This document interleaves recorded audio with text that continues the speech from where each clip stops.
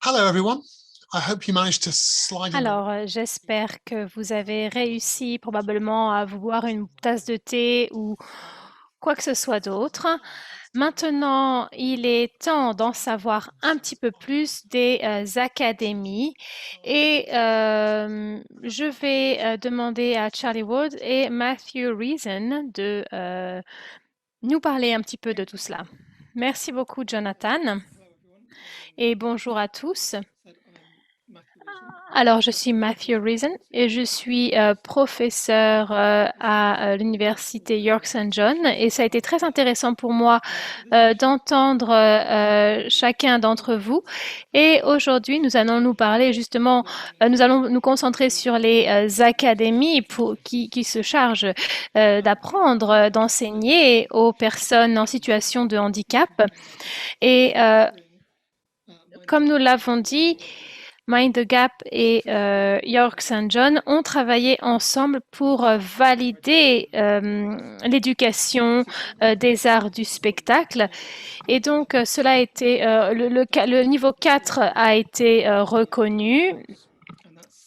Et donc, c'est quelque chose de très important et on pourra peut-être en parler aujourd'hui. Et donc, pendant cette session, tout d'abord, Charlie et moi-même, nous allons parler pendant environ 20 minutes de certains éléments des processus à l'académie. Et ensuite, nous demanderons et nous poserons des questions à nos collègues de l'Oiseau-Mouche et nous parlerons de comment ils sont engagés pour l'enseignement, le programme d'enseignement dans leurs différents contextes. Et ensuite, bien sûr, pour les personnes qui le veulent, vous pouvez poser des questions et à la fin, nous aurons le temps pour une discussion et pour répondre aux questions. Donc, nous allons parler des défis, des opportunités pour formaliser la formation et l'apprentissage. Donc, nous allons d'abord nous concentrer sur l'évaluation et les feedbacks et ensuite sur les bénéfices du point de vue et l'objectif du point de vue de Mind the Gap et des autres organisations. Et Charlie, est-ce que vous pouvez nous parler un petit peu plus en détail de tout cela? Oui, bien sûr. Bonjour à tous. C'est un plaisir de vous avoir ici. Et c'est important également d'avoir également tout le soutien de de nos participants. Et donc, je suis Charlie, directrice de l'Académie Mind the Gap. Et je sais qu'il y a beaucoup de personnes déjà qui savent et qui connaissent Mind the Gap, mais juste pour revenir un petit peu sur cela, eh bien, je vais vous fournir peut-être quelques informations. Donc, Mind the Gap a fait un travail pendant déjà plus de 30 ans. Donc, cela remonte à 1988. Donc, nous sommes en Angleterre et ma mission principale est celle de collaborer avec les personnes en situation de handicap. Et en réalité, les artistes de Mind the Gap sont les véritables éléments de notre académie. Et donc, au cours des 20 dernières années, nous avons pu construire et renforcer la réputation de notre compagnie. Et maintenant, nous sommes une compagnie très importante, plutôt grande. Et nous avons tout d'abord un programme qui s'appelle Making Way, qui a été créé en 88. Et donc, on voyait comment nous pouvions former les interprètes, les performeurs et les artistes. Et ensuite, nous avons fait des formations pour leur donner des compétences professionnelles, mais leur permettre également de travailler en dehors de Mind the Gap. Et donc, voilà, nous avons des programmes de formation très intéressants. Nous avons également maintenant introduit la musique. Et comme je le disais, ce genre de formation a augmenté au cours des dernières années et nous avons toujours beaucoup d'inscriptions chaque année. Chaque année, nous avons de plus en plus d'auditions. Et en septembre, nous pourrons offrir 19 places pour nos programmes de l'académie. Et au cours des dernières années, nous avons vraiment essayé de remplir et de répondre à la demande des personnes. Et ensuite, après avoir travaillé avec York St. John, nous avons obtenu beaucoup de succès. Et nous avons également un diplôme d'éducation supérieure qui peut être relâché. Et donc, c'était quelque chose auquel nous pensions depuis très longtemps. Et donc, comment, pour voir à quel point ce programme de formation est absolument unique. Et donc, nous avons formé des relations excellentes avec des artistes de renom au Royaume-Uni et qui participent de façon très intéressante à nos sessions, qui contribuent de façon très intéressante à nos sessions. Et donc, les personnes porteuses de handicap et les autistes sont vraiment très aidées et peuvent vraiment atteindre de très bons résultats dans ce projet. Et donc, il est clair que nous devons travailler ensemble et voir comment notre partenariat peut avancer pour faire en sorte que ce programme soit validé. Et Mathieu et moi avons passé beaucoup de temps à travailler sur ce programme et pour vraiment voir comment est-ce que nous pouvons faire en sorte qu'il soit le plus solide possible. Et au cours des 2 dernières années, pour développer le programme, nous nous sommes concentrés non pas seulement sur les compétences des performances, car bien évidemment, il faut connaître l'industrie de l'art, il y a beaucoup de travail à faire et au cours des 2 dernières années, nous avons vraiment analysé les différents programmes, la progression et les prochaines étapes et en réalité ensuite faire en sorte que les personnes puissent avoir un accès à l'industrie et les connaissances nécessaires pour être... et donc, nous avons développé des études également sur les chorégraphies, les compositions, etc., d'autres compétences parce que nous savons que notre formation doit également ne doit pas se baser sur ce qu'on fait sur scène. Et donc, voilà, c'était un petit peu juste un exemple de ce que nous faisons, de ce que nous avons fait. Et nous y travaillons toujours pour faire en sorte que ce programme soit le plus solide possible. Et donc, nous avons offert différentes formations également en termes de danse à nos étudiants. Et nous sommes vraiment très heureux d'arriver à cette prochaine phase. Et je pense qu'il est évident de voir que il faut vraiment développer également l'évaluation, comment nous pouvons faire en sorte de vraiment fournir un programme de niveau 4 et comment les étudiants peuvent y avoir accès. Donc, nous avons pris des décisions et fait des décisions sur le fait que ce soit un programme de 3 ans, vraiment pour atteindre le niveau 4. Et nous avons fait en sorte que que les étudiants puissent se préparer pendant 3 ans à ce niveau afin de peut-être arriver même au niveau 5 ou faire d'autres formations et obtenir un travail dans ce secteur, dans cette industrie. Donc, pour ce qui est de l'évaluation, eh bien, ce n'est pas juste sur la formation. Voilà, il y a la formalisation et il faut également il faut vraiment réussir à bien le faire. Et donc, il y a vu une vue d'ensemble sur tous les arts du spectacle. Et donc, on pourra en parler un petit peu plus en détail au cours des prochaines années. So as Charlie said, in the process of Merci, validating Charlie. Donc, comme elle vient de le dire, dans l'académie, on a dû tout évaluer. Donc, avant tout, on a cherché à partager notre travail. On a eu des moments d'évaluation, de feedback pour comprendre comment améliorer les points critiques. Mais il n'y avait pas effectivement de moments dans lesquels, de façon formelle, on pouvait effectivement tout évaluer. Évaluation est liée à l'éducation, à la formation. Par exemple, on pense tout de suite à un examen. Or particularly like it very much. Assessment is the highest element of L'évaluation est l'élément le plus important de notre système éducatif, bon, à l'université par exemple, mais les étudiants se plaignent effectivement du point de vue, je ne sais pas, des résultats par exemple, ou bien du point de vue de la justice de l'équité. Donc, dans l'académie, on a cherché à réfléchir à ces points-là. Et pourquoi?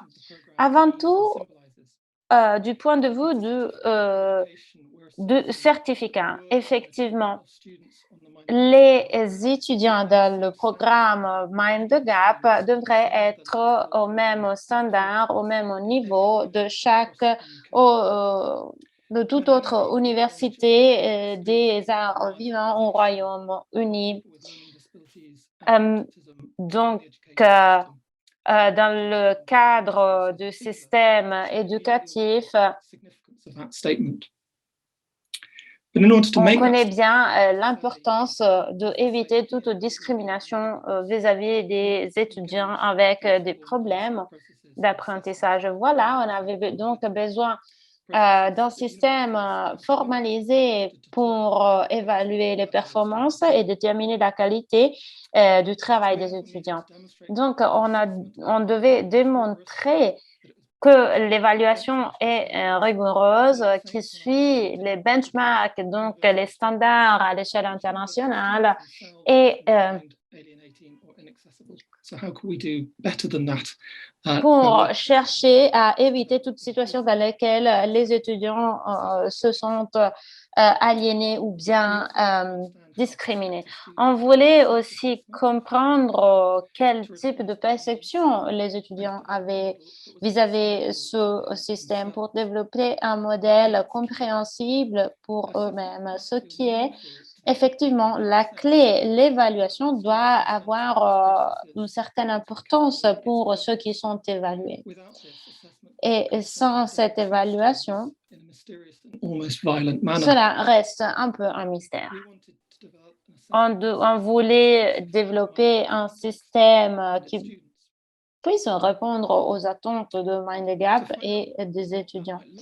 Donc, on a créé 2 focus groups avec des étudiants et les artistes de Mind the Gap qui avaient déjà complété les programmes. Et on a donc exploré ce que effectivement le feedback et l'évaluation signifient pour explorer aussi le type de langage à utiliser.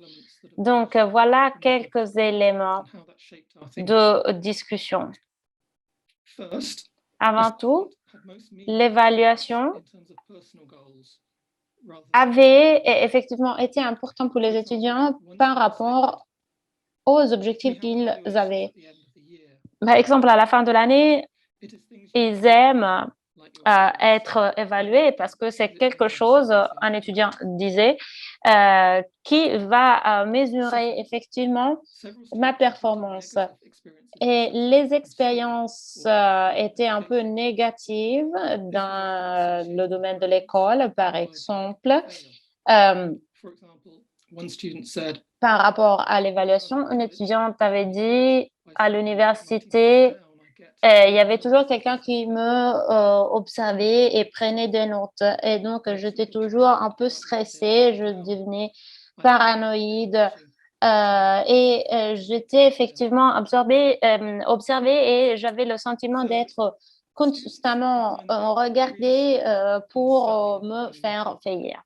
Alors, on a discuté la valeur du feedback dans le développement de la vie artistique de façon très sophistiquée. Et MindGap a effectivement investi pas mal de temps et d'énergie pour développer ça et pour créer effectivement une étude qui constitue la base de notre secteur. Donc, un étudiant a dit le feedback, c'est pas justement des choses qu'on n'arrive pas à faire, mais ça souligne aussi nos points de force. On a développé donc une approche chez MindGap. Avant tout, cela doit être compréhensible et accessible aux étudiants même. Deuxièmement, cela doit effectivement représenter notre engagement et notre approche dans le processus. Et troisièmement, il doit être axé sur le feedback. Donc, qu'est-ce qu'on a validé, convalidé? Deux éléments. Avant tout, l'évaluation est effectivement une sorte de living portfolio.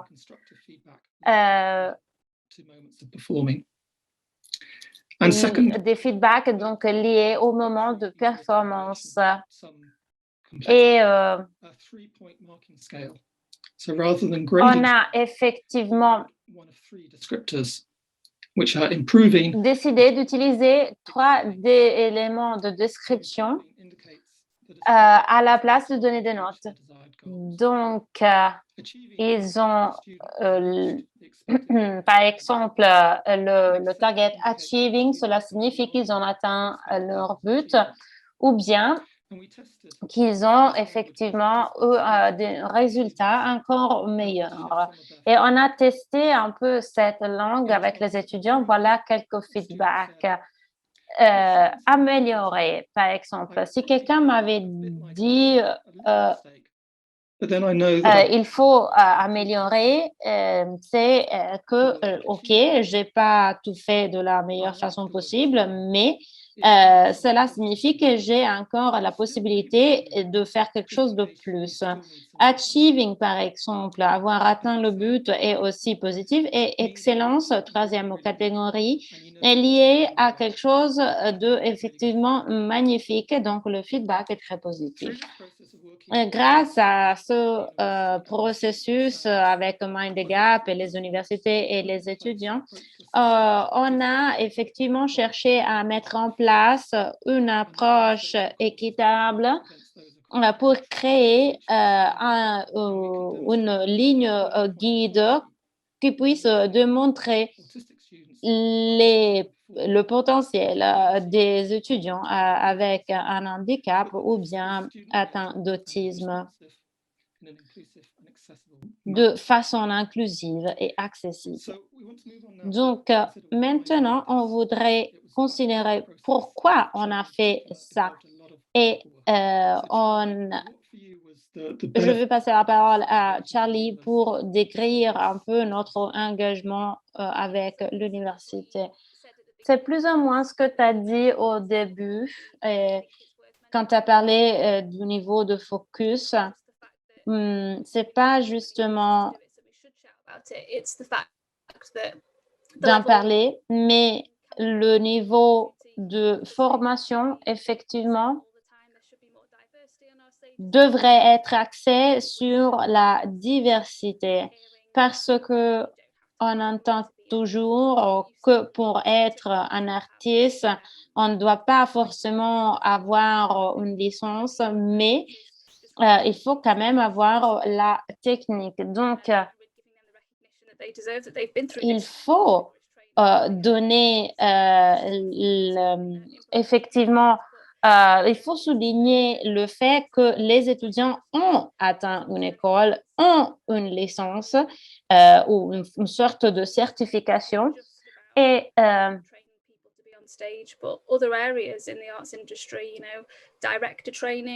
mais effectivement aussi la formation, par exemple, pour devenir metteur en scène, etc. Voilà, la formation devrait être à disposition pour tout le monde. Et si nous, on arrive à le faire, on peut supporter et donner encore plus de courage aux autres aussi. from the university's perspective, there were also D'une perspective universitaire, il y avait aussi plusieurs bénéfices pour supporter Mind the Gap dans ce processus. À l'université, on a un mission statement, ce qui est la justice sociale, pour élargir effectivement la participation et les opportunités dans l'éducation supérieure, dans la formation supérieure. Donc, ce processus met en doute effectivement certains standards et nous, en tant qu'université, on souhaite améliorer la situation et être effectivement plus inclusive pour chercher à résoudre certains des éléments les plus critiques, les plus problématiques au niveau universitaire, pour avoir encore plus d'expérience avec les étudiants autistiques et handicapés. C'est ce qu'on fait dans notre campus pour créer un espace vivant, un espace diversifié et encore plus riche. Et encore une fois, l'habilité, la possibilité d'être entendu. the kind of training that Mind the Gap offers. Et Mind the Gap offre donc une formation spécifique pour les étudiants et pour avoir la possibilité de raconter son propre histoire, par exemple, pour avoir un impact sur l'esprit et sur le cœur du public. Donc, il est vraiment un privilège pour moi de travailler avec cette association. Voilà juste quelques éléments. Et on voudrait effectivement entendre si en France et en Suède, les collègues ont eu des expériences similaires. Annabelle et Sandra, n'est-ce pas? Oui, les voilà. Donc, je voudrais vous poser la même question. Avant tout, je vous demande de fournir un peu une vision d'ensemble sur la formation historique. Annabelle, à vous. Je vais traduire Justine. Justine est la coordinatrice de la partie planning, donc elle a vraiment cette vue d'ensemble de la partie répétition et accompagnement. Donc, c'est elle qui doit répondre à la question. Pour former les comédiens à l'oiseau-mouche. Donc le premier, l'essentiel et le plus important, c'est effectivement l'apprentissage au plateau au fur et à mesure des workshops et des créations dans lesquelles les comédiens sont distribués. Donc, du point de vue historique, notre organisation a toujours eu deux leviers principaux. Le premier, qui est le plus essentiel, est l'apprentissage au plateau. Axé sur les répétitions. Et ça, je pense aussi que justement la diversité des projets auxquels les comédiens ont participé ont permis de développer justement plein de compétences artistiques. Comme on n'a pas de metteur en scène titré, effectivement, les compétences artistiques et l'esthétique sont axées sur plusieurs approches et chaque expérience ajoute encore quelque chose. Le deuxième levier, donc, c'est la formation culturelle, qui est en fait le lieu de formation continue pour les comédiens quand ils ne sont pas au plateau. Le deuxième est la formation culturelle. Où là, l'enjeu de la formation culturelle, c'est de développer et d'entretenir toutes les compétences dont les comédiens pourraient avoir besoin quand ils sont en répétition ou en création. Donc, ça va de la création d'une identité artistique à l'appropriation d'une culture générale culturelle. Dans la formation culturelle, l'enjeu est effectivement arriver à s'affirmer avec sa propre identité artistique, mais aussi développer, entretenir toutes compétences. C'est aussi le groupe. Parce que du coup, c'est une troupe de 20 comédiens où le doyen a fêté ses 30 ans de carrière il n'y a pas très longtemps et où le dernier arrivé a quelques mois seulement. Et où l'idée, c'est aussi que les comédiens sont vecteurs de compétences entre eux et peuvent, l'idée de la transmission dans le groupe, sachant qu'il y a des comédiens qui auront été distribués plus sur des projets chorégraphiques. Et donc, eux, ils apporteront ces compétences-là. D'autres comédiens qui auront beaucoup de compétences sur le texte. Voilà, l'idée de la formation culturelle, c'est aussi le groupe qui s'est basé sur les compétences du groupe, sur ce dont ils ont besoin. Et donc, c'est alimenté aussi énormément par les comédiens eux-mêmes. Donc, un autre point de force, c'est notre ensemble. On a un groupe de 20 comédiens avec beaucoup d'expérience qui peut être partagée. Et les comédiens organisent des ateliers de formation. Et si quelqu'un a déjà fait pas mal de dance show, donc qui est un expert de la danse, il va partager ses connaissances. En fait, on peut apprendre en regardant les autres faire et on peut grandir et gagner en compétences en s'appuyant sur l'expérience des autres. Et ça, on essaye de le mobiliser aussi énormément. Donc, on cherche de donner beaucoup de valeur à l'expérience personnelle et parce que grâce au processus, on continue à partager entre les acteurs, les comédiens. Et ça, c'est effectivement un point de force, mais aussi une faiblesse. C'est pas ce que Justine vient de dire, effectivement, désolée. Pas mal d'acteurs ont laissé l'organisation. On en a eu d'autres qui ont commencé à travailler avec nous, donc des acteurs qui ont déjà fait plusieurs spectacles. Et donc, il y a un grand partage en fonction de l'expérience. Et c'est aussi un défi sur la base de notre expérience Erasmus. On cherche à avoir une approche un peu plus formalisée, tout en maintenant l'importance de la vie sur scène, qui est effectivement le premier lieu d'apprentissage. Merci. Il est intéressant de voir effectivement le modèle de l'académie. Et pour partir après un peu de temps vis-à-vis l'expérience de quelqu'un qui y rentre pour rester. Sandra, quelle est votre expérience? Quelle est votre vision pour le futur? Oui, bonjour. Notre histoire est une histoire de 35 ans. Donc, je vais chercher à la raconter brièvement. On était un groupe de théâtre qui faisait partie du système. On avait 14 acteurs. Et en 2005-2006, on a commencé ce voyage et on a un peu abandonné le système d'aide et on s'est plongé dans le monde des arts. De façon professionnelle.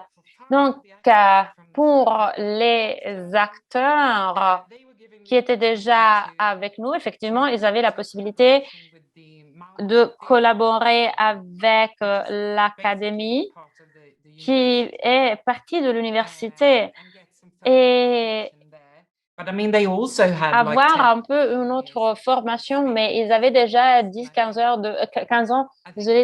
d'expérience. Donc, la tradition de Moms Theater, c'est effectivement d'apprendre de façon concrète avec une production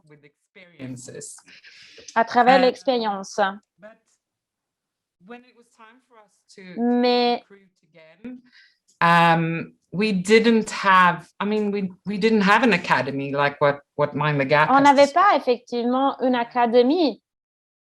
It's in Sweden, like in most countries. En Suède, higher education system is Le closed. système d'éducation supérieure est clos, effectivement. Donc, on ne savait pas quoi faire pour trouver des acteurs pour notre ensemble. Donc, en 2010, on a créé notre académie interne qui était un peu indépendante. 3 ans, 3 acteurs qui allaient travailler chez Mons Théâtre. Parce que la chose importante pour nous, c'est effectivement qu'ils puissent travailler, être employés. Donc, la profession, elle la connaissait, mais il y avait d'autres choses qu'ils devaient apprendre.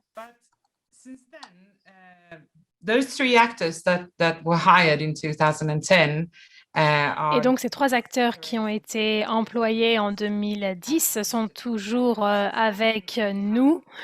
Et depuis, nous avons recruté d'autres acteurs en leur donnant des formations sur le long terme.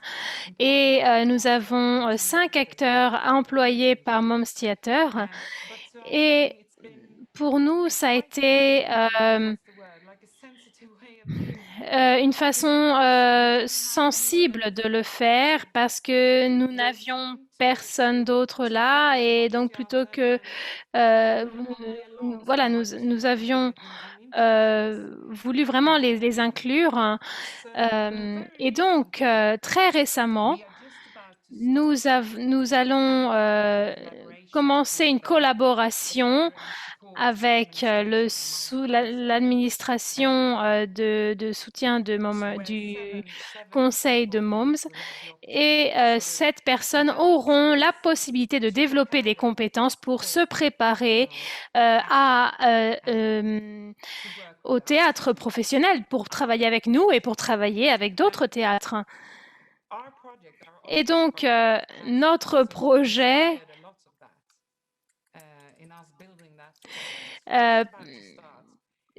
voilà, on est en train de commencer et nous avons vraiment...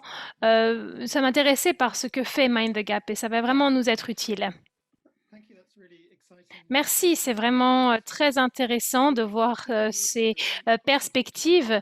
Et nous avons également beaucoup parlé des évaluations et des feedbacks, des retours. Je ne sais pas si c'est quelque chose qui est clair pour vous dans votre compagnie ou bien quelles sont vos idées à ce sujet. Qu'est-ce que vous pensez justement des évaluations, des feedbacks, des retours, des commentaires, etc. Ou est-ce que c'est formalisé? Est-ce que les processus sont formalisés? Non, eh bien, je ne crois pas que nous allons formaliser les choses parce que ça ne fera pas partie du système éducatif.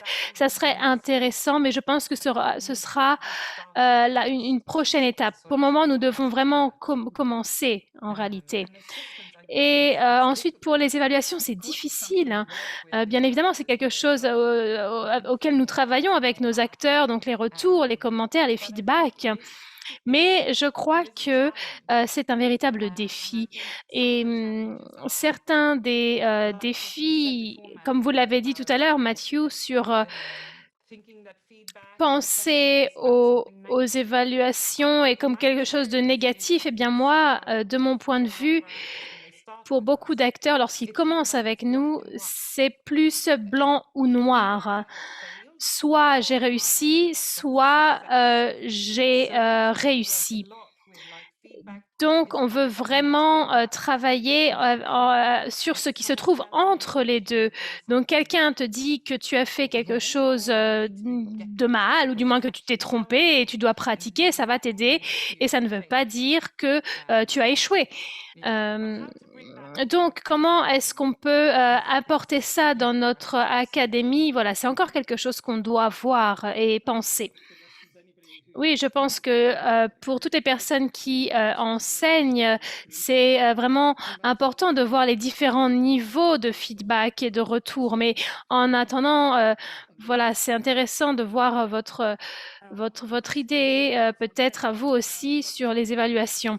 Alors, c'est notamment pendant les workshops, donc il y a des artistes artistes différents qui viennent toute l'année passer une semaine avec une partie du groupe. Et on va dire que voilà, ces workshops et la discussion qui en découle avec les artistes vont être source de critères d'évaluation, ou en tout cas de critères de progression. Oui, donc l'évaluation à l'oiseau-mouche vient des artistes dans la plupart des cas parce que nous n'avons pas de présence artistique ici à l'oiseau-mouche dans l'équipe permanente.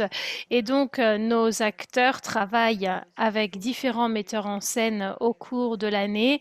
Nous organisons des ateliers qui ne conduisent pas à une production, mais dans lesquels on a des expériences différentes. Et d'habitude, à la fin d'un atelier, nous allons revenir à l'artiste et lui demander quelle est son opinion sur chaque acteur, quelles sont les forces, quelles sont les choses à améliorer. Quelles sont les zones de confort, finalement, de l'acteur, dans quoi il est à l'aise, dans quoi il prend beaucoup de plaisir. À l'inverse, quelles sont les zones d'inconfort et les endroits qui sont plus difficiles ou plus complexes. Et voilà, alors ça c'est aussi toute l'aventure Erasmus qui nous aide beaucoup à développer cette démarche. Mais l'étape d'après, ça serait de poser exactement la même chose aux comédiens à l'issue de chaque workshop. So that's something that. Donc, c'est quelque chose que nous avons fait avec les artistes s'occupant des ateliers, mais pas de façon formalisée parce que nous n'avons pas du tout ici la culture de l'évaluation, mais nous essayons de changer, de faire un petit peu un mélange parce que nous sommes influencés également par le projet Erasmus et donc nous essayons de tout écrire. Hein.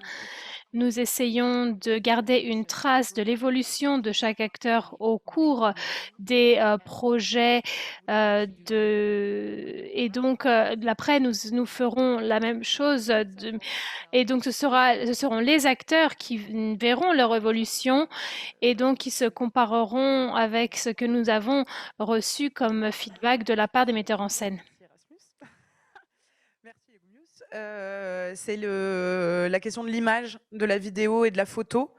Donc on essaye aussi beaucoup plus maintenant, que ce soit pendant les workshops ou en création, de filmer, de photographier, d'enregistrer, pour qu'ensuite il y ait tout un travail de se regarder, parce que finalement quand on est en train de pratiquer, on voit pas ce qu'on est en train de faire, pour justement aussi être dans cette idée, bon bah maintenant que je me vois, il n'y a pas que l'artiste finalement qui peut avoir un avis sur ce que moi j'ai produit. Moi, qu'est-ce que j'en pense après coup, c'est pas l'impression que j'avais eue. Je pensais me placer comme ça alors qu'en fait j'étais placée comme ça. Bon voilà. Il y a aussi tout ce travail de l'image qui est. And also thanks to Erasmus+, we try to Et également, grâce à Erasmus+, nous essayons de mettre en œuvre beaucoup plus de photos, de vidéos dans nos pratiques quotidiennes avec les acteurs parce que c'est quelque chose que nous ne faisions pas auparavant. Et nous savons combien c'est important pour les acteurs de se voir pour être à même de s'évaluer et de voir comment ils évoluent. Et c'est important pour eux de se voir et de développer une opinion sur leur propre pratique, sur leur pratique, au-delà du point de vue des directeurs artistiques. Et donc, nous essayons vraiment de naviguer entre notre culture qui est principalement celle de dire que le directeur, le metteur en scène, c'est Dieu. Donc, s'il dit ça, c'est que c'est vrai. Et voilà, c'est notre culture, on sait que c'est quelque chose qui restera et ça restera partie de notre routine, mais nous essayons également d'inclure de nouvelles façons, de nouvelles perspectives pour que les acteurs puissent également faire leur propre évaluation. Merci, c'est très intéressant de voir l'importance pour que les acteurs aient conscience de leur propre évolution, de leur propre progrès. Nous avons eu quelques questions, donc je vais maintenant passer aux questions et je vais mettre ensemble les deux premières questions. Donc, une question de Jane et Katrina. qui demande d'où viennent les artistes et ensuite comment est-ce que on trouve l'équilibre entre la demande des cours et les attentes réelles pour les carrières futures dans l'industrie. Donc, ce sont des questions très intéressantes de voir d'où viennent les artistes, quels sont les financements. Donc, Charlie, peut-être je vais déjà vous laisser répondre à cette question.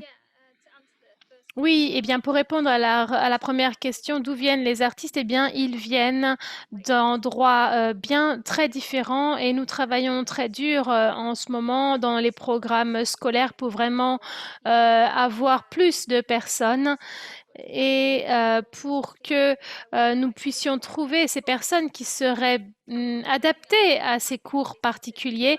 Et donc, nous avons différents niveaux de formation à Mind the Gap et donc nous encourageons vraiment les personnes à nous connaître et à avoir plus d'informations sur toutes les choses que nous offrons. Et donc, nous avons des référents dans les services sociaux, beaucoup de référents également dans les écoles. Et donc, pour avoir des expériences également avec les écoles pour organiser des ateliers et voir comment nous travaillons ici. Et donc, les programmes de formation sont payés à travers les services sociaux. Et donc, voilà, c'est en général la façon la plus populaire pour les personnes pour payer pour cela. Et la chose intéressante, c'est de voir les différences entre les différents pays. Alors peut-être que Sandra, vous pourriez nous répondre à cela. D'où viennent les élèves et quels sont les financements? Eh bien, comment les trouver? C'est toujours une question très intéressante pour nous parce qu'on n'a pas encore cherché.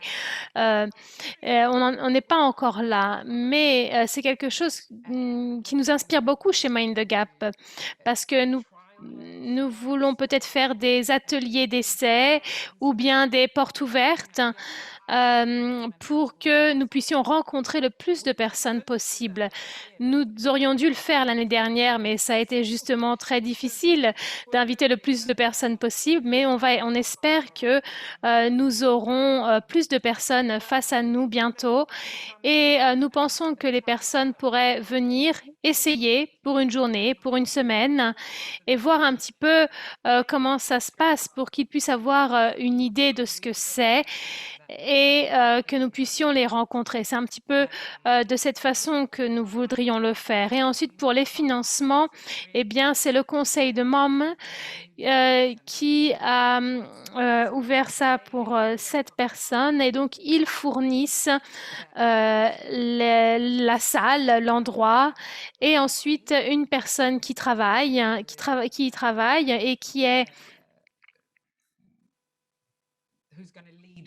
qui va diriger en quelque sorte.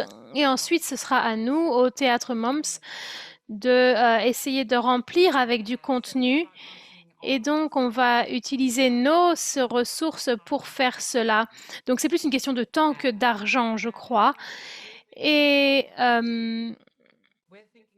nous sommes en train de penser que les étudiants qui seront là, passeront beaucoup de temps ici, dans les répétitions, ou bien en participant à nos petites productions pour faire grandir leur professionnalisme.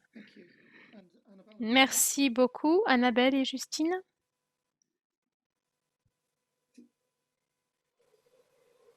Alors nous, quand on admet, alors déjà les comédiens à la compagnie, ils arrivent d'un petit peu partout en France parce que pendant très longtemps, alors c'est plus le cas depuis quelques années, mais pendant quand même près de 40 ans, on était le seul endroit en France qui proposait l'opportunité, en tout cas qui donnait l'opportunité à des personnes en situation de handicap d'exercer ce métier-là.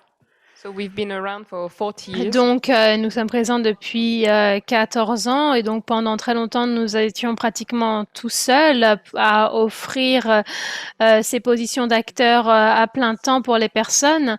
Et donc, nous avions énormément de candidats de toute la France.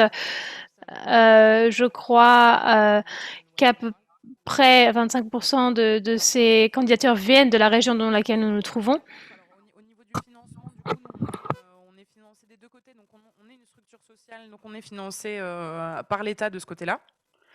Et on reçoit également des subventions dues à notre statut de compagnie professionnelle. Donc c'est ça notre avantage, mais qui fait aussi qu'on est un petit peu un ovni dans le paysage, c'est qu'on est vraiment financé par les deux côtés.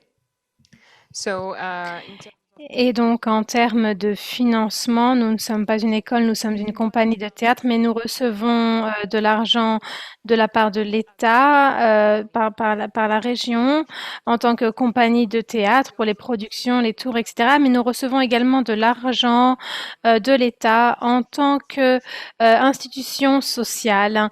Et donc, puisque nous facilitons, nous sommes une structure de travail et donc c'est ça, il y a ça qui existe en France lorsque l'on fournit du travail pour des personnes en situation de handicap, eh bien, on reçoit des aides et cela nous permet justement de recevoir des fonds de la part du domaine de la santé. Et donc, c'est là que travaille Justine, et nous recevons également un budget pour l'art. Et donc, c'est très important pour que nous puissions rester une compagnie de théâtre professionnelle. Parfois, le gouvernement voudrait nous faire passer uniquement au secteur social, mais non, en réalité, on a besoin du budget artistique parce que ça dit quelque chose sur notre compagnie et notre travail. Entre les attentes, ce que les personnes projettent, en tout cas sur ce que c'est qu'être comédien ou comédienne, et la réalité, c'est qu'une fois qu'on a vérifié les aptitudes artistiques des personnes au plateau, donc le tout premier stage, il se fait vraiment sur scène pour vérifier ces compétences-là. so when we integrate, Et lorsque nous regardons l'intégration de nouvelles personnes, nous avons un processus dans lequel nous invitons d'abord ces personnes sur scène pendant 3 jours pour tester un petit peu ce qui a lieu sur scène. On n'a pas besoin d'être un acteur professionnel déjà, mais il faut qu'il y ait quelque chose qui se passe sur scène. On propose, donc, pour les personnes pour qui ce premier stage a été concluant, on propose 3 semaines en formation culturelle, parce qu'effectivement, entre moi j'imagine que comédien, c'est que des paillettes, c'est récolter les applaudissements, c'est monter sur scène, être regardé par tout le monde. Ben non, en fait, ça reste un métier quand même très ingrat, avec beaucoup de travail qui n'est pas du tout vu. Enfin voilà, il y a vraiment un côté très difficile quand même dans le métier. Refaire. and in order to Et donc, pour vraiment gérer l'équilibre entre les attentes et la réalité, après les 3 jours sur scène, nous offrons 3 semaines de stage chez Oiseau-Mouche, mais non pas seulement sur scène, mais avec les acteurs dans les formations, pour voir ce que ça veut vraiment dire d'être un acteur. Et donc, la partie glamour, paillettes, d'être sur scène et d'être applaudi par un public, c'est très peu par rapport à tout le travail que l'on doit faire chaque jour quand on est acteur. Donc, c'est vraiment une façon pour les candidats de voir la réalité. En tout cas, on nous a prouvé plusieurs fois qu'on avait raison, parce qu'en fait, après ces 3 semaines-là, il y a des personnes qui avaient très envie de revenir à l'Oiseau-Mouche, qui finalement ont refusé la place qu'on leur proposait, parce que justement ça leur avait permis de se rendre compte que ah bah non, c'est pas à ça que je m'attendais, non, je m'attendais pas à cette exigence-là, non, je pensais pas qu'il fallait autant de discipline, non, je me vois pas travailler en troupe tous les jours, puisqu'il y a aussi la vie de groupe qui est très importante et qui convient pas à tout le monde. Donc voilà, il y a toute une session de stage et de préparation pour être sûr que, ok, la réalité c'est ça, est-ce que c'est bien ce que je veux, quoi. and at the end of these 3 weeks Et à la fin de ces 3 semaines de stage à l'Oiseau-Mouche, certaines personnes ont abandonné parce qu'en fait, elles se sont rendues compte que il n'y a pas que l'aspect glamour de ce travail, et donc il est important de pouvoir montrer une vision à 360 degrés de ce qui se passe à l'Oiseau-Mouche. Thank you. Merci. Et en termes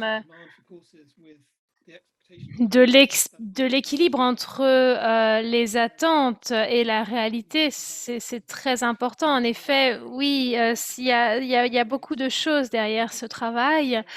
Et donc, pour l'aspect financier, chez Mind the Gap, maintenant, nous sommes fournisseurs d'éducation dans le Royaume-Uni. Donc, ça aussi, c'est une source supplémentaire de financement dans le domaine de l'éducation.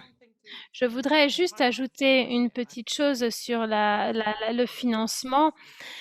Eh bien, ce que vous avez dit, c'était tout d'abord très intéressant et en effet, Mind the Gap fera partie de l'éducation et donc c'est vraiment une étape, un grand pas en avant. Mais ce que je n'ai pas dit en termes de financement, c'est que d'où vient le financement de notre théâtre Moms Theatre? Eh bien, ce qu'a dit Annabelle, c'est important également pour nous, parce que nous avons quitté le secteur social et donc nous avons nos financements de la part du secteur artistique. Voilà, c'est juste ce que je voulais ajouter. Merci beaucoup. Et nous avons une question qui parle justement des critères inclusifs. Est-ce que les personnes en situation de handicap peuvent avoir accès aux critères d'évaluation? Eh bien, oui, la réponse est oui. Nous avons un nombre d'étudiants qui font des cours et qui sont atteints d'autisme. Et donc, le défi intéressant pour nous, c'est de pouvoir fournir un diplôme à ces personnes pour qu'elles puissent finir le niveau 4 et ensuite arriver au niveau 5, au niveau 6. Et donc, c'est un véritable défi pour l'université. Et ça montre un petit peu ce que nous faisons en termes d'évaluation inclusive et accessible et ça nous pousse vraiment à aller dans cette direction. Je ne sais pas si j'ai répondu entièrement à la question, mais c'est vraiment, ça montre un petit peu les différences entre le courant principal et ce que nous faisons. In terms of Ben Petit, Wade asks whether Et après, on a une autre intervention de la part de Ben Petit Wade, effectivement, par rapport à l'influence sur le secteur pour la formation pratique. Oui, effectivement, au Royaume-Uni, les universités ont une mission forte à présent en ce qui concerne l'engagement à l'échelle sociale, civique. Donc voilà, c'est quelque chose que l'on peut faire à plusieurs niveaux. Et on a Anna qui a posé une question. Je suis vraiment intéressée par les évaluations pour la L4. S'agit-il d'évaluations écrites ou sont-elles basées sur un portfolio de photos, de vidéos? Charlie, à toi. L'une des choses les plus importantes, effectivement, pour le programme est considérer les barrières en termes d'évaluation. Donc, on n'a pas encore commencé avec le programme, on n'a pas encore lancé, mais on va vous indiquer les éléments dont on a besoin. On a dû effectivement chercher à faire quelques petits changements. Le niveau est déjà très haut. On a juste cherché à réfléchir à rendre les évaluations accessibles. Donc, vous pouvez envoyer des vidéos, par exemple, et l'évaluation est continue. Donc, on va observer le travail pratique, on va vous donner du feedback. Et Donc, plusieurs manières pour éviter toute barrière. Donc, effectivement, ce que Sandra disait, n'est-ce pas, c'est une pratique incorporée et le portfolio peut inclure plusieurs éléments. Donc, le commentaire est plutôt à un niveau de peer-to-peer, donc de collègue à collègue. Voilà la dernière question qu'on avait. Charlie et moi avions réfléchi aux bénéfices effectivement d'inclure la formation pour les étudiants atteints d'autisme et d'un handicap. Quand on a plusieurs initiatives à lancer, quels sont les bénéfices effectivement? Pourquoi est-ce qu'on devrait formaliser la formation? Sandra. I'm not going to answer what the benefits of Bon, training. je ne vais pas commenter sur les bénéfices du training, tout le monde les connaît, mais la partie sur la formalisation, effectivement, à mon avis, le bénéfice majeur là est de The status of your work. avoir une reconnaissance par rapport à notre travail.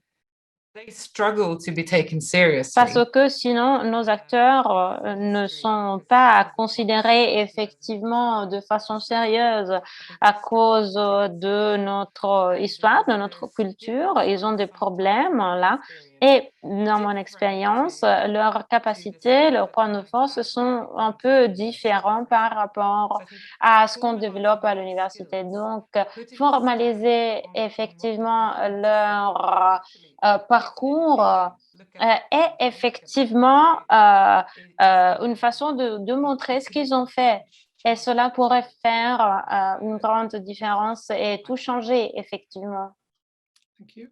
Merci. Et Annabelle et Justine. C'est exactement, effectivement, la même approche que Sandra, la même perspective. Les acteurs qui ne sont pas allés à une école spécifique, qui n'ont pas de diplôme ou de certificat, je sais qu'ils ont hâte de voir, d'avoir ce document pour être pris au sérieux, effectivement, et avoir la possibilité de travailler. Et donc, on souhaiterait créer une académie, nous aussi, influencée par le modèle extraordinaire de Mind the Gap. Comme on n'a pas une structure en termes de ressources et notre objectif est de travailler avec des écoles de théâtre déjà existantes en France, mais qui ne sont pas accessibles aux gens atteints d'un handicap. Enfin, à l'échelle physique, si c'est possible, mais s'il s'agit d'un problème d'apprentissage mental, alors là, on a pas mal de problèmes. Donc, cela pourrait prendre la forme d'aider les acteurs à accéder à une sorte de formation dans ces écoles de théâtre.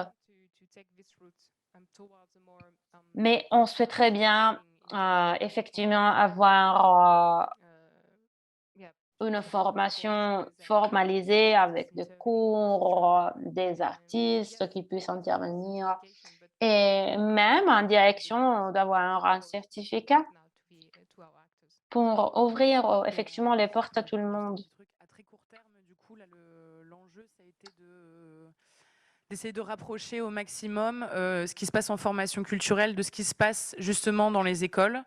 Donc aussi en se disant que plus on partagera les mêmes éléments de langage, plus on se sera penché sur les mêmes domaines de compétences et sur les mêmes acquisitions, et bien moins ils auront de raison finalement de dire que finalement c'est pas possible, quoi.